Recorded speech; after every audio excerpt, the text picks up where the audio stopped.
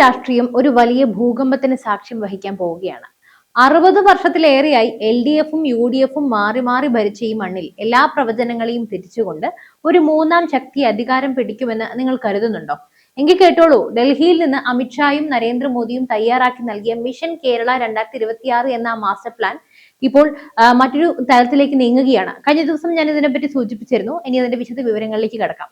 രാജീവ് ചന്ദ്രശേഖർ എന്ന അതിശക്തനായ നേതാവ് കേരള BJPയുടെ അമരത്തെത്തിയതോടെ പാർട്ടിയുടെ ഗ്രാഫ് കുത്തനെ ഉയരുന്നു. വെറും ഒരു രാഷ്ട്രീയ പാർട്ടി ആയിട്ടല്ല, മറിച്ച് വിജയിക്കാൻ മാത്രം അറിയുന്ന ഒരു പടക്കപ്പലായി BJP മാറിയിരിക്കുകയാണ്. തദ്ദേശ തെരഞ്ഞെടുപ്പിൽ തിരുവനന്തപുരം കോർപ്പറേഷൻ പിടിച്ചടക്കിയതും വോട്ട് വിഹിതം റെക്കോർഡ് വേഗതയിൽ വർദ്ധിച്ചതും വെറും ഒരു സാമ്പിൾ വെടിക്കെട്ട് മാത്രമായിരുന്നു. നിയമസഭാ തിരഞ്ഞെടുപ്പിൽ കേരളം ഞെട്ടാൻ പോകുന്ന ഒരു സർപ്രൈസ് ലിസ്റ്റാണ് BJP തയ്യാറാക്കിയിരിക്കുന്നത്. കേന്ദ്രമന്ത്രി ജോർജ് കുര്യൻ കാഞ്ഞിരപ്പള്ളിയിൽ ഇറങ്ങുമ്പോൾ അത് ആരുടെ വോട്ടാണ് ചോർത്തുക? നേമത്ത് രാജീവ് ചന്ദ്രശേഖരും കഴക്കൂട്ടത്ത് V മുരളീധരനും വട്ടിയൂർക്കാവിൽ ശ്രീലേഖയും അണിനിരക്കുമ്പോൾ എതിരാളികൾക്ക് മറുപടിയുണ്ടോ? കേരളത്തിലെ 15 A ക്ലാസ് മണ്ഡലങ്ങളിൽ BJP ഒരുക്കുന്ന ചാണക്യതന്ത്രം എന്താണ്? വോട്ടിംഗ് ശതമാനത്തിലെ ഞെട്ടിക്കുന്ന വർധനവ് കേരളത്തിന്റെ വിധി മാറ്റുമോ? ഈ രഹസ്യങ്ങളെല്ലാം നമുക്ക് ഈ വീഡിയോയിലൂടെ വിശദമായി പരിശോധിക്കാം. വീഡിയോ മുഴുവനായും കാണുക. കാരണം വരാനിരിക്കുന്നത് കേരളം ഇതുവരെ കാണാത്ത ഒരു പോരാട്ടമാണ്. കേരളത്തിലെ BJPയെ സംബന്ധിച്ചിടത്തോളം K സുരേന്ദ്രന്റെ നേതൃത്വം പാർട്ടിയെ പോരാട്ട വീര്യമുള്ളതാക്കിയെങ്കിൽ രാജീവ് ചന്ദ്രശേഖർ എന്ന വ്യക്തിയുടെ കടന്നുവരവ് BJP ഒരു ഗവേണിംഗ് മെഷീനാക്കി മാറ്റിയിരിക്കുകയാണ്. 2025 മാർച്ച് 24-നാണ് അദ്ദേഹം കേരള BJPയുടെ സംസ്ഥാന അധ്യക്ഷനായി ചുമതലയേറ്റത്. അന്ന് മുതൽ ഇന്ന് വരെ ഓരോ ചുവടുവെപ്പിലും പ്രൊഫഷണലിസം പ്രകടമാണ്.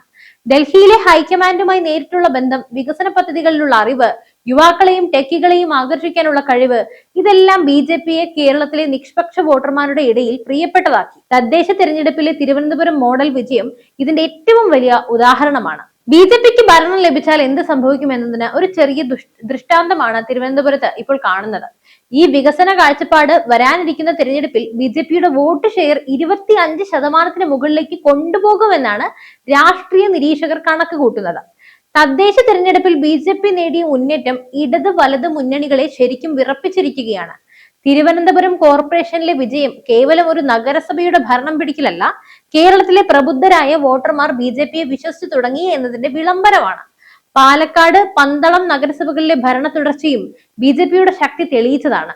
വോട്ട് വിഹിതത്തിൽ ഉണ്ടായ വർധനവ് ശ്രദ്ധിക്കൂ. അത് മധ്യ കേരളത്തിലെ പണ്ട് BJPക്ക് വോട്ട് ചെയ്യാൻ മടിച്ചിരുന്ന ക്രൈസ്തവ മേഖലകളിൽ പോലും ഇത്തവണ താമര വിരിഞ്ഞു. ഈ മാറ്റം നിയമസഭാ തെരഞ്ഞെടുപ്പിൽ BJPക്ക് കുറഞ്ഞത് 10 മുതൽ 15 സീറ്റ് വരെ നേടിക്കൊടുക്കുമെന്നാണ് പാർട്ടിയുടെ കണക്കുകൂട്ടൽ. ഇതിനായി ബൂത്ത് ചലോ എന്ന രീതിയിലുള്ള മൈക്രോ ലെവൽ പ്രവർത്തനങ്ങളാണ് രാജീവ് ചന്ദ്രശേഖറിന്റെ നേതൃത്വത്തിൽ നടക്കുന്നത്. ഇത്തവണ BJP പുറത്തെടുക്കുന്ന ഏറ്റവും വലിയ ബ്രഹ്മാസ്ത്രം എന്താണെന്ന് അറിയാമോ? കേന്ദ്രമന്ത്രി ജോർജ് കുര്യനാണ്. കാഞ്ഞിരപ്പള്ളി മണ്ഡലം BJPയുടെ ചരിത്രത്തിലെ ഏറ്റവും നിർണായകമായ പോരാട്ട ഭൂമിയാകാൻ ചരിത്രം കുറിക്കാൻ പോവുകയാണ്. മധ്യ തിരുവിതാംകൂറിലെ ക്രൈസ്തവ വോട്ടുകൾ BJPയിലേക്ക് മാറ്റുക എന്ന വലിയൊരു ദൗത്യമാണ് ജോർജ് കുര്യന് നൽകിയിരിക്കുന്നത്. കോട്ടയം ജില്ലയിലെ BJPയുടെ A ക്ലാസ് മണ്ഡലമാണ് കാഞ്ഞിരപ്പള്ളി. കഴിഞ്ഞ തിരഞ്ഞെടുപ്പിൽ 31,000-ലധികം വോട്ടുകൾ ഇവിടെ പാർട്ടി നേടിയിട്ടുണ്ട്. സഭാ നേതൃത്വങ്ങളുമായി അടുത്ത ബന്ധമുള്ള മിതവാദിയായ ഒരു കേന്ദ്രമന്ത്രിയെ സ്ഥാനാർത്ഥിയാക്കുന്നതിലൂടെ മണ്ഡലത്തിലെ ഏകദേശം 40% വരുന്ന ക്രൈസ്തവ വോട്ടുകൾ സമാഹരിക്കാനായി സാധിക്കും. അതുപോലെ തന്നെ N ഹരിയും നോബിൾ മാത്യുവും അദ്ദേഹത്തിന് ശക്തമായ പിന്തുണ നൽകുന്നതോടെ കാഞ്ഞിരപ്പള്ളി ഇത്തവണ BJPക്ക് ജയിക്കാൻ ഏറ്റവും സാധ്യതയുള്ള മണ്ഡലമായി മാറും. ഇതിലൂടെ കേരളത്തിലെ ക്രൈസ്തവർ BJPക്ക് അയിത്തം കൽപ്പിക്കുന്നില്ല എന്ന സന്ദേശമായിരിക്കും ഡൽഹിയിലേക്ക് നൽകുക. തലസ്ഥാന നഗരത്തിൽ BJP ലക്ഷ്യമിടുന്നത് സമ്പൂർണ്ണ ആധിപത്യമാണ്. ഇവിടെ മത്സരിക്കാൻ പോകുന്ന ഓരോരുത്തരും ദേശീയ തലത്തിൽ ശ്രദ്ധിക്കപ്പെട്ടവരാണ്. നേമത്തിലേക്ക് വന്നാലോ? BJPയുടെ ഗുജറാത്ത് എന്നറിയപ്പെടുന്ന നേമത്ത് രാജീവ് ചന്ദ്രശേഖർ തന്നെ ഇറങ്ങുമെന്നാണ് ഏറ്റവും പുതിയ വിവരം. തൃശൂരിൽ സുരേഷ് ഗോപി ഉണ്ടാക്കിയ തരംഗം പോലെ നേമത്തെ രാജീവ് ചന്ദ്രശേഖർ തരംഗം ആഞ്ഞടിക്കും. കഴക്കൂട്ടം V മുരളീധരൻ വീണ്ടും ജനവിധി തേടുന്നത് ഈ മണ്ഡലത്തിലാണ്. മണ്ഡലത്തിലെ ഓരോ കുടുംബവുമായും അദ്ദേഹം ഉണ്ടാക്കിയ ബന്ധം ഇത്തവണ വിജയമായി മാറുമെന്ന് പാർട്ടി വിശ്വസിക്കുന്നു. വട്ടിയൂർക്കാവിലേക്ക് വന്നാലോ? മുൻ DGP ശ്രീലേഖയുടെ പേരാണ് ഇവിടെ മുൻഗണനയിലുള്ളത്. അവരുടെ സത്യസന്ധമായ പ്രതിച്ഛായ വട്ടിയൂർക്കാവിലെ വോട്ടർമാരെ സ്വാധീനിക്കും. തിരുവനന്തപുരം സെൻട്രലിലേക്ക് വന്നാൽ കൃഷ്ണകുമാർ വീണ്ടും വരുമോ അതോ കരമന ജയൻ വരുമോ എന്ന ചർച്ചകൾ സജീവമാണ്. നഗരഹൃദയം പിടിക്കാൻ ഇവർ രണ്ടുപേരും പ്രാപ്തരാണ്. ഈ 4 സീറ്റുകളും വിജയിച്ചാൽ തിരുവനന്തപുരം കേരളത്തിന്റെ കാവ്യ തലസ്ഥാനമായി മാറും. BJP ഇത്തവണ വടക്കൻ കേരളത്തിലും മധ്യ കേരളത്തിലും വലിയ അഴിച്ചുപണികളാണ് നടത്തുന്നത്. പാല PC ജോർജിന്റെ മകൻ ഷോൺ ജോർജ് NDA സ്ഥാനാർത്ഥിയായി പാലയിൽ ഇറങ്ങിയാൽ അത് ചരിത്രമാകും. മാണി C കാപ്പന്റെയും കേരള കോൺഗ്രസ് ഗ്രൂപ്പുകളുടെയും വോട്ടുകൾ ഭിന്നിക്കുന്നത് BJPക്ക് ഗുണമാകും. തിരുവല്ല യുവ നേതാവ് അനൂപ് ആന്റണി തിരുവല്ലയിൽ പോരാടുന്നത് യുവാക്കളെ പാർട്ടിയിലേക്ക് അടുപ്പിക്കും. ആലപ്പുഴ ശോഭാ സുരേന്ദ്രൻ ഇത്തവണ ആലപ്പുഴയിൽ ഒരു സ്റ്റാർ പെർഫോമൻസ് കാഴ്ചവെക്കും.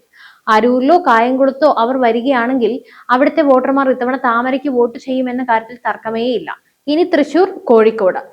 ടി രമേശ് ഈ രണ്ട് മണ്ഡലങ്ങളിൽ ഒന്നിൽ മത്സരിക്കും. അദ്ദേഹത്തിന്റെ സംഘടനാ പാടവം ഈ മണ്ഡലങ്ങളിൽ BJPയെ വലിയ വിജയത്തിലേക്ക് നയിക്കും. കേരളത്തിലെ BJPയുടെ വോട്ട് വിഹിതം 6% നിന്ന് 20% മുകളിലേക്ക് എത്തിയത് നമ്മുടെ ഇന്ത്യ അത്ഭുതത്തോടെയാണ് കണ്ടത്. പ്രത്യേകിച്ച് കേരളം. ഇത്തവണ ലക്ഷ്യം 25 മുതൽ 30%. വോട്ടിംഗ് ശതമാനം 25 കടന്നാൽ പല മണ്ഡലങ്ങളിലും BJP നേരിട്ടുള്ള പോരാട്ടത്തിലേക്ക് എത്തും. ത്രികോണ മത്സരം നടക്കുന്ന ഇടങ്ങളിൽ BJPക്ക് വിജയം സുനിശ്ചിതമാണ്. പ്രധാനമായും മോദി ഗ്യാരണ്ടി എന്ന വികസന രാഷ്ട്രീയമാണ് BJP ആയുധമാക്കുന്നത്. ലൈഫ് മിഷൻ അഴിമതിയും നിത്യോപയോഗ സാധനങ്ങളുടെ വിലക്കയറ്റവും ശബരിമലയിലെ സ്വർണ്ണക്കൊള്ളയും ജനങ്ങളെ ഇടതു വലത് മുന്നണികളിൽ നിന്ന് അകറ്റിയിട്ടുണ്ട്. ഇതിന് പകരമായി കേന്ദ്രത്തിന്റെ വികസന പദ്ധതികൾ കേരളത്തിൽ എത്തിക്കാൻ BJPക്ക് മാത്രമേ കഴിയൂ എന്ന് ജനങ്ങൾ തിരിച്ചറിഞ്ഞും കഴിഞ്ഞു. BJP ചേരാനിരിക്കുന്ന കോർ കമ്മിറ്റി യോഗം നിർണായകമാണ്. സ്ഥാനാർത്ഥി നിർണയത്തിൽ പുതുരക്തത്തിന് പ്രാധാന്യം നൽകാനാണ് തീരുമാനം. ജനുവരി 11 അമിത്ഷാ തിരുവനന്തപുരത്ത് എത്തുന്നതോടെ തിരഞ്ഞെടുപ്പ് പ്രചാരണത്തിന് ഔദ്യോഗികമായി തുടക്കം കുറിക്കും. 30ഓളം സീറ്റുകളിലെ സ്ഥാനാർത്ഥികളെ മുൻകൂട്ടി പ്രഖ്യാപിച്ച് പ്രചാരണത്തിൽ മുന്നിലെത്താനാണ് പ്ലാൻ. ഇടത് വലത് മുന്നണികൾ BJPയെ തടയാൻ ഒന്നിക്കുന്നു എന്ന് ആരോപിക്കുമ്പോൾ തന്നെ ജനങ്ങൾ BJPക്കൊപ്പം നിൽക്കുന്നത് വരാനിരിക്കുന്ന വലിയ മാറ്റത്തിന്റെ ലക്ഷണമാണ്. കേരള നിയമസഭയിൽ ഇത്തവണ 2 അക്ക സംഖ്യയിൽ BJP അംഗങ്ങൾ ഉണ്ടാകുമെന്ന് രാജീവ് ചന്ദ്രശേഖർ ആത്മവിശ്വാസം പ്രകടിപ്പിച്ചു കഴിഞ്ഞു. അദ്ദേഹം അടിവരയിട്ട് പറയുകയാണ്, കേരള രാഷ്ട്രീയത്തിലെ ആ വലിയ മാറ്റത്തിന് നമ്മൾ സാക്ഷ്യം വഹിക്കാൻ പോവുകയുമാണ്.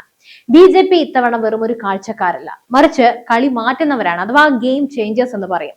ജോർജ് കുര്യനും രാജീവ് ചന്ദ്രശേഖറും ശോഭാ സുരേന്ദ്രനും ഉൾപ്പെടെയുള്ള വമ്പൻ നിര അണിനിരക്കുമ്പോൾ കേരളത്തിന്റെ വിധി എന്തായിരിക്കും? നിങ്ങളുടെ അഭിപ്രായത്തിൽ BJP ഇത്തവണ എത്ര സീറ്റുകൾ നേടുമെന്നാണ് തോന്നുന്നത്? ജോർജ് കുര്യന്റെ കാഞ്ഞിരപ്പള്ളിയിലെ സ്ഥാനാർത്ഥിത്വം കേരള രാഷ്ട്രീയത്തെ മാറ്റിമറിക്കുമോ?